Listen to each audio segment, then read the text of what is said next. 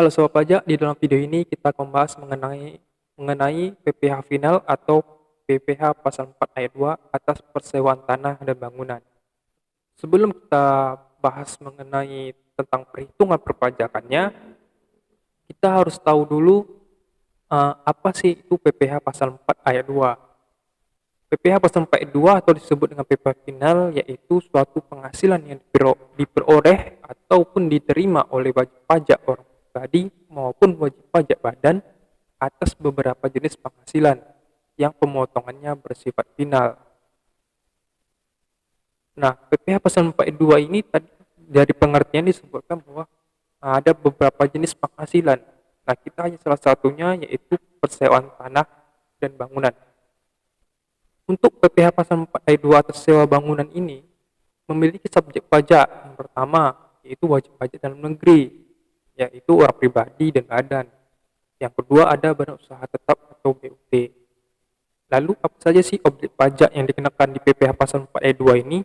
Yang pertama itu ada rumah, tanah, rumah susun, ada juga gedung perkantoran, apartemen, dan sebagainya. Lalu bagaimana dengan perhitungan perpajakannya?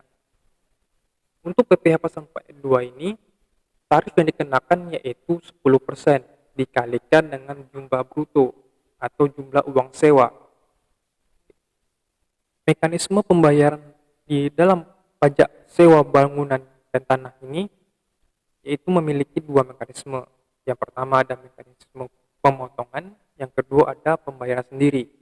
Nah, untuk pemotongan ini artinya si penyewa harus memotong pajak penghasilan yang sebesar 10% tadi dikalikan dengan uang sewa yang ia bayarkan jika si penyewa tersebut merupakan pemotong pajak. Siapa saja pemotong pajak ini? Yang pertama itu ada badan pemerintah, yang kedua ada subjek pajak dalam negeri, yang ketiga ada BUT, yang keempat ada kerjasama operasi, yang kelima ada penyelenggara kegiatan, yang keenam ada perwakilan perusahaan, yang ketujuh yaitu orang pribadi yang ditetapkan oleh DJP. Nah, mekanisme pembayaran kedua yaitu ada pembayaran sendiri.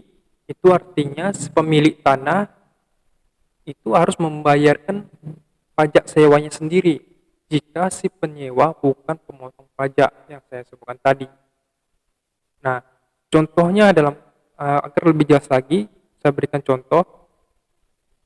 Untuk contoh kasusnya sebagai berikut, yaitu PT Triple A menyewa ruangan kantor dari PT Triple B dengan tagihan senilai 40 juta yang dibayarkan selama setahun dan belum termasuk biaya listrik dan servis cas sebesar 5 juta. Lalu berapakah PPh pasal 4 ayat 2 terutangnya?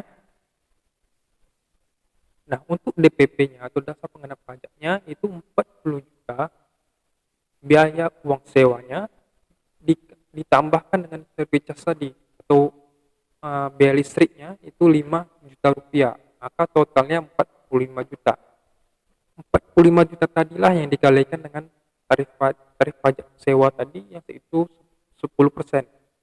Maka 45 juta dikali 10%, maka PPh terutangnya yaitu 4.500.000.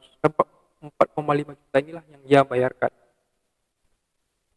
Oke, Sobat Pajak, itulah video kita mengenai PPh pasal 4 ayat 2 atas persewaan tanah dan bangunan. Jika Sobat Pajak mempunyai pertanyaan, silakan disampaikan di kolom komentar di bawah ini. Saya Yogi Wahyudi, terima kasih telah menonton video ini dan sampai jumpa.